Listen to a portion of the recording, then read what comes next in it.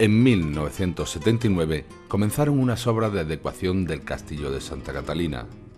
También los baños de la iglesia de la Madalena comenzaron una restauración más acertada que la que sufrió durante 2 décadas su iglesia. Pequeños lienzos de la muralla medieval de la ciudad fueron apareciendo en distintas obras de la calle Millán de Priego. Algunos sobrevivieron a la piqueta y se integraron en los nuevos edificios, otros no. En julio de 1978 se había firmado el Manifiesto de Jaén, lanzado por la Comisión Provincial del Patrimonio Histórico-Artístico. Pero este órgano solo era consultivo. Un año después, comienza a demolerse parte del convento de San José de los Carmelitas Descalzos. Había que hacer muchas cosas, ¿no? Pero no existían todavía mecanismos de control democrático para la protección del patrimonio, que van a venir después.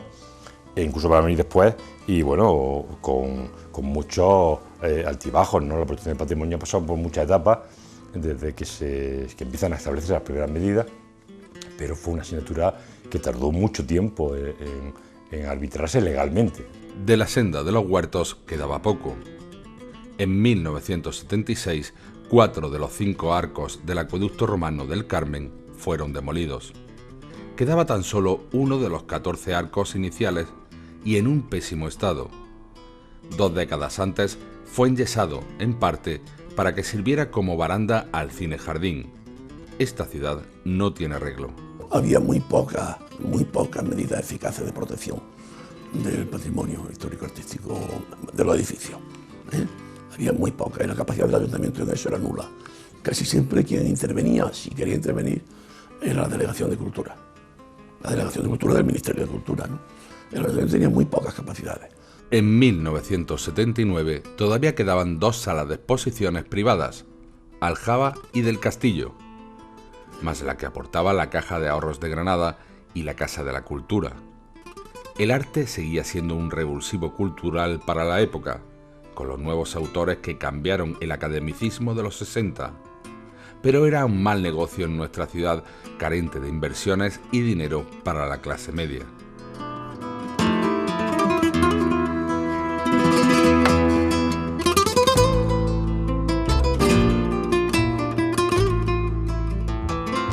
En la temporada 1979 había despuntado como novillero Morenito de Jaén. 31 orejas y 11 rabos presagiaban una figura del toreo. Jaén estaba necesitada de personas relevantes fuera de la política. De hecho, desde Juanito Tirado, hijo del también matador Juan Tirado, en los 60, esta ciudad no había generado un torero. 12 de noviembre. En la Comisión Provincial de Gobierno de la Diputación de Jaén se propone la creación de una caja de ahorros provincial. 2 semanas después se le dota de financiación. Muy atrás, ya en la Diputación misma se había venido hablando de la idoneidad de crear una caja de ahorro de Jaén. Y bueno, la verdad es que esto lo tomó Leocadio Marín como un reto y se consiguió un dinero que eran 250, creo recordar que eran 250 millones de las antiguas pesetas como fondo dotacional de la caja de ahorro. 14 y 25 de noviembre se celebró la 8ª conferencia provincial del PCA. Se renueva el comité provincial, que tuvo pocos cambios en su organigrama.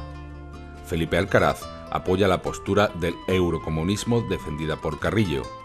Alcaraz lo definió diciendo que no era ni socialdemocracia ni estalinismo, sino que estaba entre ambas. Y dentro del mismo partido, como luego hubo también división con el tema de la OTA y con el tema de la bandera, y aquí recuerdo que efectivamente hubo, creo que allí surgieron, en aquel momento surgieron pues esas divisiones para irse a otro partido, ¿no? Fundar otro partido, ¿no? O integrarse en otro partido. Se asumió el eurocomunismo con criterios estalinistas. Yo creo que era un buen invento, pero se impuso en las agrupaciones locales con criterios estalinistas, es decir, de repente lo que era una estructura puramente estalinista pasó a ser una estructura eurocomunista. Hay una malfunción porque no estaba integrado racionalmente en las mentes de la gente, ¿no? Entonces gente que había sido, que había dirigido el partido con mano férrea, lo dirigía ahora de nuevo con mano férrea, pero desde postulado comunista, pero no la estructura del partido. 21 de noviembre, el grupo musical Apache firmó discos en el establecimiento Manuel Rubio, único comercio, junto a Galerías Preciados, donde podía comprarse música. Apache había sacado un LP desde su condición de conjunto juvenil, del que vendieron más de 100.000 copias. La tienda por excelencia años más tarde fue pionero, ¿no? Pero en esa época no había nada más que Manuel Rubio para poder conseguir un disco, porque ni siquiera estaba Simago, creo yo, que después incorporaron una sección de discos. Entonces también es verdad que despertó muchísimo interés que un grupo de Jaén pues grabara un disco, porque era un poco como ascender a primera división, que lo que hicimos fue una presentación en vivo, es decir, estábamos allí y lo mismo que se hace en la feria del libro con los libros de texto y tal, los escritores, pues nosotros lo hicimos con los discos y la verdad es que lo recuerdo con mucho cariño porque se lió un follón de gente, la verdad nos demostraron todos los paisanos el cariño que nos tenían. Al verano siguiente, su canción, Sobrevivir, se convirtió en una de las preferidas del público. La aventura de estos 6 jiennenses duró 2 discos de larga duración, pero el conjunto, con salidas y entradas, supo reponerse y continúa en la actualidad como uno de los mejores grupos españoles de versiones. Pero todo nace de la fusión de varios grupos en uno solo, que se llamó Geyser. Apache nace fundamentalmente de la fusión de 3 grupos de la provincia de Jaén y por una idea que tuvimos Miguel Morales y yo. Yo de mi grupo, que era Fénix, aunque nosotros siempre hemos dicho Foenix, y él de su grupo que se llamaba Cantares. A él le encantaban los temas que nosotros interpretábamos porque hacíamos muchas cosas de los Rolling y a nosotros nos encantaba pues la profesionalidad que ellos tenían porque eran más veteranos en esto, ¿no? Entonces decidimos hacer una fusión de 3 grupos y sobre todo por, digamos, conformar un repertorio que no tuviera nada que ver con lo que los grupos de entonces hacían. Los grupos que había entonces hacían mucha música de pachanga, decíamos nosotros, porque lo que querían era que los contrataran en la feria, ¿no? Entonces uno tocaba el bimbo, el otro tocaba no sé qué, y nosotros de repente empezamos a hacer temas como Hotel California, como Baby Combat de los Players, todas esas cosas que nos sirvieron para dar un salto en la calidad de los grupos de entonces y también nos sirvió para que nos echaran de muchos sitios, porque decían, sois muy buenos, pero esto no es lo que nosotros vamos buscando, ¿no? Entonces esa es la idea y es el germen.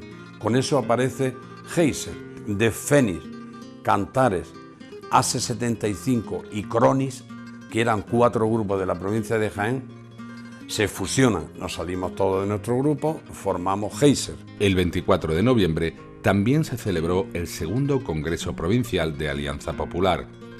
Al cese de Miguel Sánchez Cañete como presidente, le sucede el carolinense José Rodríguez y Gamino Puche como secretario general.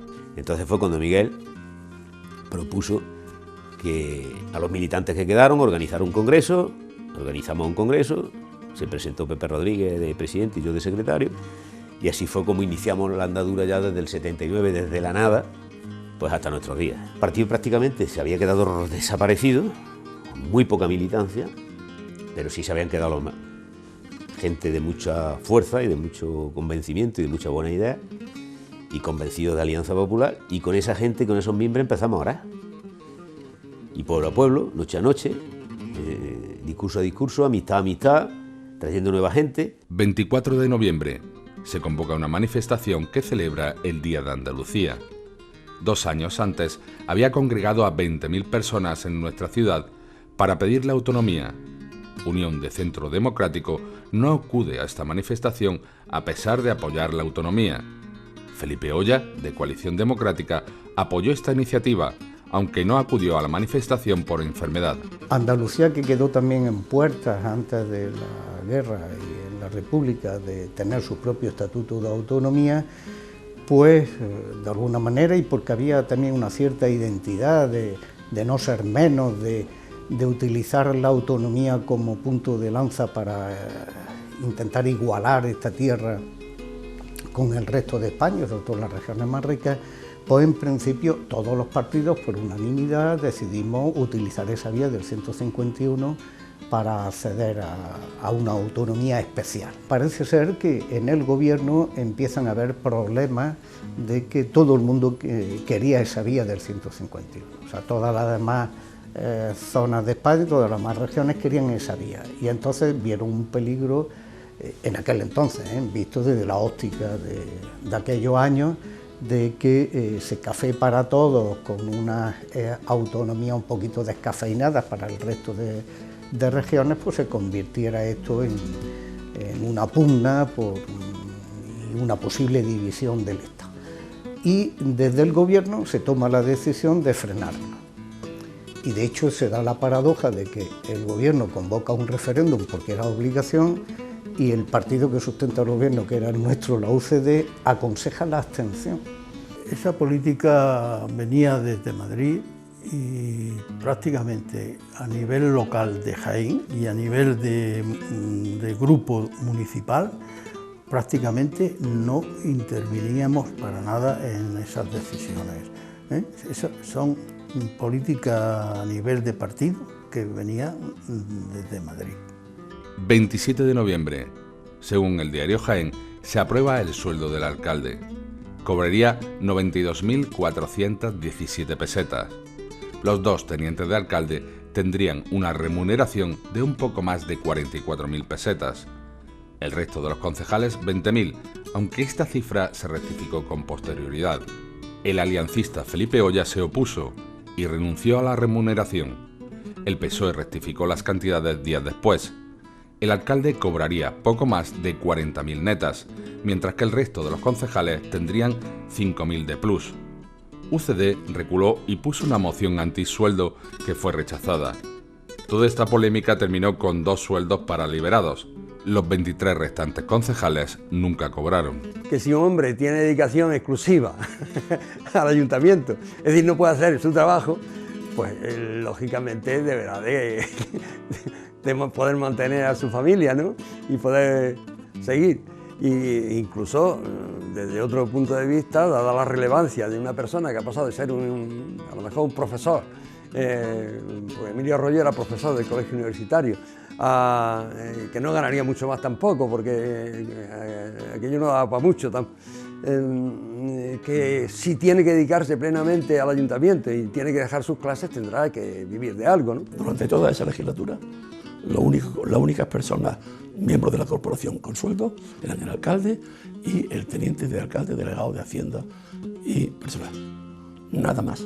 Y el sueldo del alcalde no se puso porque sí, arbitrariamente. ¿Sabes por qué se fijó una cantidad? Que yo creo que eran 40 y tantas mil pesetas, porque ya no me acuerdo de la fecha de entonces.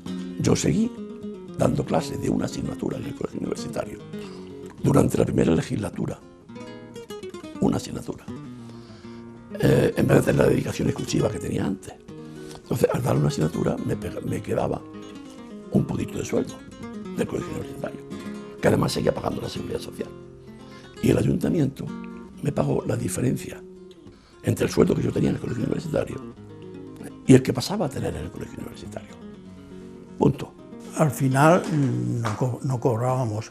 Bueno, unas dietas nos daban por la asistencia a pleno y de esas dietas la mitad iban para el partido y la otra mitad, en el caso nuestro de la UCD, hacíamos un fondo común y nos reuníamos una vez al mes o cada 2 meses y cenábamos juntos.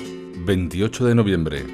Se adjudica definitivamente las obras del mercado provisional del Portillo de San Jerónimo, mientras se realizaba el nuevo mercado de San Francisco. A pesar de la necesidad de cambio, la polémica se instala en la calle.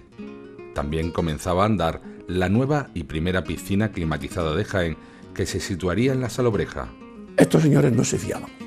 Pensaban que si salían, luego no los dejaríamos entrar, o que tendrían que concursar otra vez, o que tendrían que pagar. No olvidemos que ya había ciertas tradiciones también de traspaso de uno a otro, de compraventa del derecho adquirido cuando eran concesiones municipales, todo eso estaba por en medio.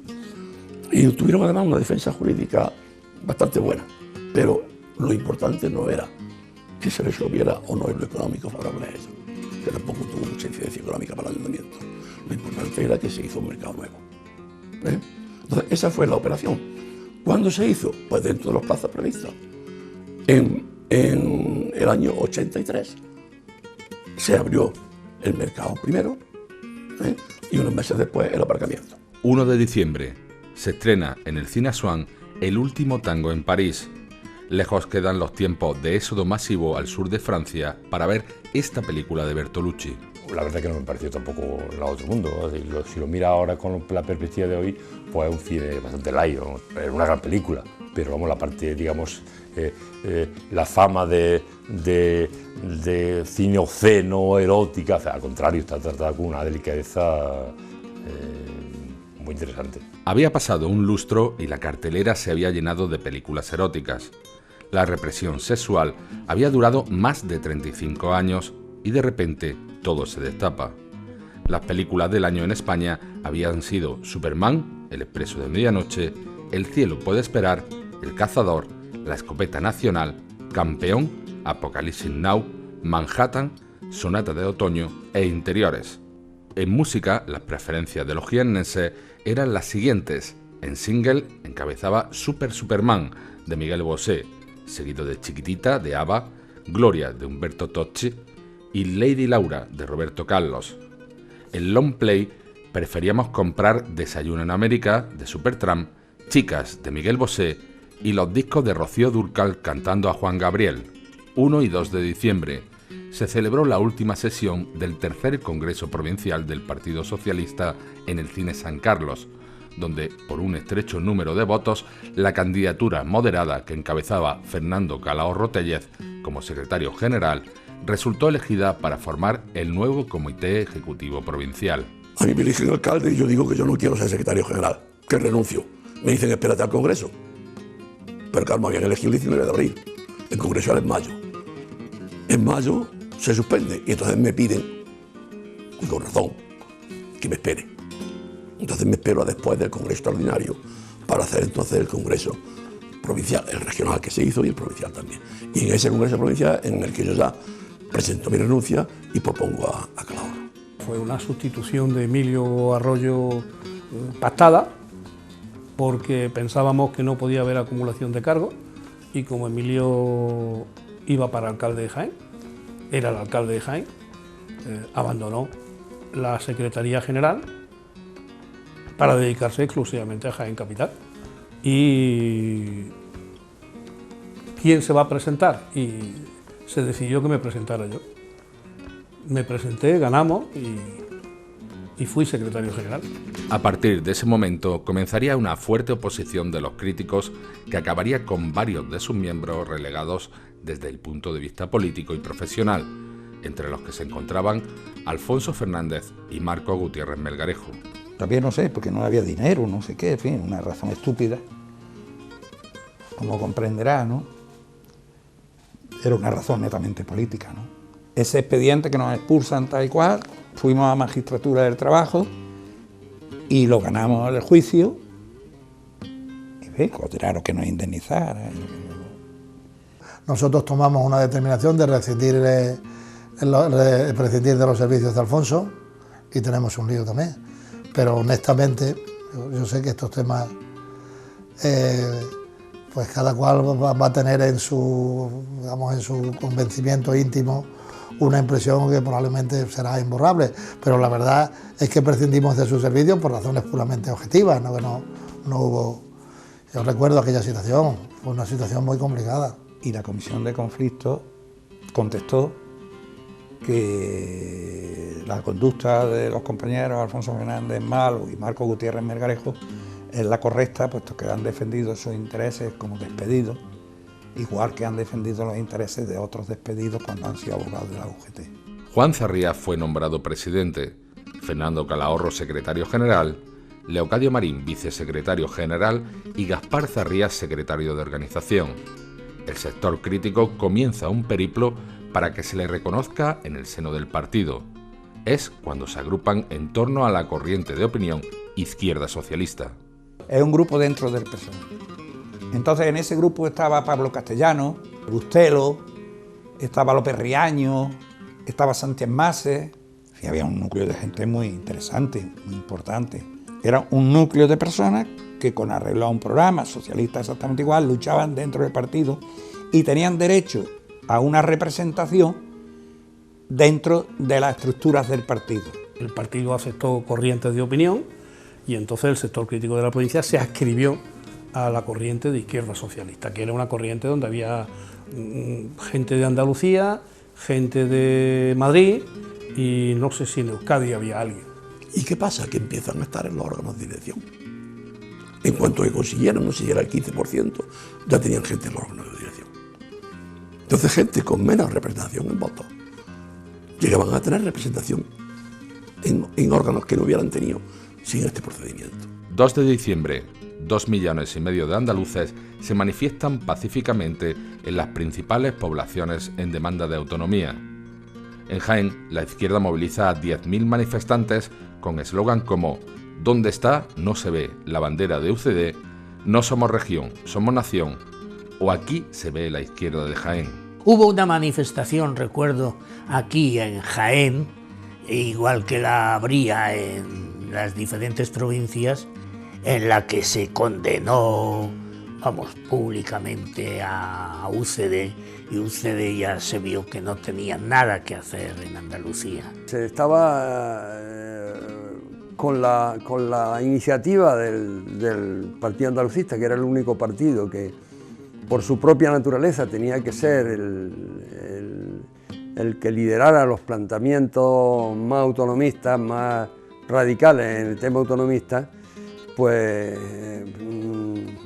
se estaba planteando cómo iba a ser la autonomía de Andalucía y claro, se producía un efecto arrastre de los partidos más de izquierdas pero de ámbito estatal porque se sabía que era un tema que había una gran sensibilidad popular y social en Andalucía para conseguir esa autonomía de máximo. La gente quiso salir a la calle para dejar claro ante quien hubiera que dejarlo que la libertad y la democracia en España era irreversible y que Andalucía quería jugar un papel importante distinto al que desgraciadamente habíamos jugado durante los años de dictadura. El presidente de la Diputación, Leocadio Marín, leyó el manifiesto. Eso fue una manifestación magnífica, fue una prueba de fuerza tremenda de que queríamos pues, tener el mismo trato que catalanes, que vascos, que gallegos. Era una nueva figura, un nuevo mapa de España, era lo que se pretendía, ¿no? Democracia, autonomía, democracia, libertad y estatuto de autonomía para muchos jiennenses es lo mismo. Es decir, salir a las calles a defender la autonomía era salir a las calles a defender la democracia. Y esto explica que pues la movilización sea una movilización muy importante. Y también esto explica que en torno a este debate, más centrado en el tema de las vías, este debate se convierte evidentemente en un arma o en un instrumento o en una plataforma con la que las izquierdas, con la que la oposición evidentemente se enfrenta a las tesis del gobierno. Al paso de la estatua de Franco, en el paseo de la estación, se pudo escuchar que la quiten. Además, los manifestantes se encontraron un cordón sobre la estatua creado por miembros de Fuerza Nueva, que generó algún empujón y cierta tensión con la policía, sin llegar a más. Por lo demás, muy pocos incidentes, pero la manifestación generó una visita inesperada. Un compañero nuestro, de la joven, en este caso del polígono, iba envuelto en una bandera andaluza. Y alguien de Fuerza Nueva, un grupo de militantes de Fuerza Nueva, uniformados y todo esto, porque esto sí, iban con el traje de falange, ¿no? Le arrancaron la bandera, se la quisieron quitar y en el forcejeo se le rompió el reloj. Estábamos en la zona porque era el lugar donde ya después de haber cerrado el Bar León, pues donde nos juntábamos. Y dice, pues mira lo que me ha pasado, tal y cual. Y yo no sé a quién se le ocurrió la idea, no tengo idea. Pero dijimos, ¿y si subimos a cobrar el reloj a esta gente? Nos abren y había justo a la entrada una mesita con un tipo uniformado que llevaba el registro de las visitas. Y le dijimos, mira, somos de la Joven Guardia Roja y venimos a cobrar un reloj que le habéis roto a mi compañero. Le dije, un momento, se formó un pasillo de gente, yo no sé de dónde salió tanta gente, tío, pero por lo menos había 30 tipos que formaron un pasillo por donde fuimos hasta una habitación minúscula y con un tipo gordo, con gafas de sol, boina roja, camisa azul, uniformado, ¿no? Correaje, sentado a la mesa. Se metieron en aquella habitación con nosotros, bueno, no sé, pero por lo menos 10 personas y estábamos apretados, vamos. Y entonces mi compañero contó la historia. Mi compañero era un obrero de la construcción, yesista, y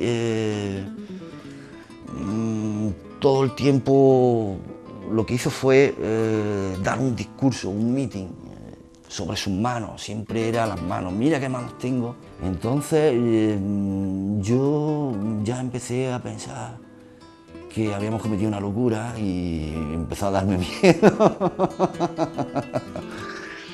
Que cómo se nos ha ocurrido esto. Pero la actitud del jefe, aquel que nos atendió, fue muy buena. Sacó una cartera del bolsillo de atrás de su pantalón. Podría tener 5 centímetros de billetes abultados, vamos, estaba forrado el tío. Tomó la factura, sacó 1000 pesetas y le pagó. Dijo, te vamos a pagar porque tienes razón, dijo. Porque nos parece justo que quien rompe tenga que pagar y tal y tal. Y ya pues, eso sí, no se olvidó de hacer algunas advertencias sobre que nosotros podíamos tener nuestra actividad, meternos con ellos, lo que hiciera falta, pero no con sus chicas, no con sus mujeres, con sus muchachas, no, que no. Cuando llegamos a la calle había pues, como un grupo de 10 compañeros de la joven que estaban preocupados, esperándonos. Se había corrido la voz. Lo más gracioso fue que la reparación le había costado a mi compañero 100 pesetas, pero él le añadió un cero más. Cosas de picaresca obrera, ¿no? Sí, hubo tensiones, claro, es que es normal que Fuerza Nueva en esa época todavía tenía cierta presencia. Yo creo que iba yo en la pancarta ya en aquel momento. Sí, recuerdo el tumulto que se armó al pasar por la estatua esta de Franco y pasó la manifestación muy pacífica, dando las consignas propias de aquel momento, de trabajo, paz, y etcétera, etcétera. 12 de diciembre. La permanente del Ayuntamiento de Jaén demanda al diario El Alcázar, de reconocida tendencia ultraderechista, por falsedades al publicar que en la manifestación de Andalucía una persona quemó una bandera de España delante del alcalde, Emilio Arroyo, sin que éste lo impidiese. Cierto que se publicó.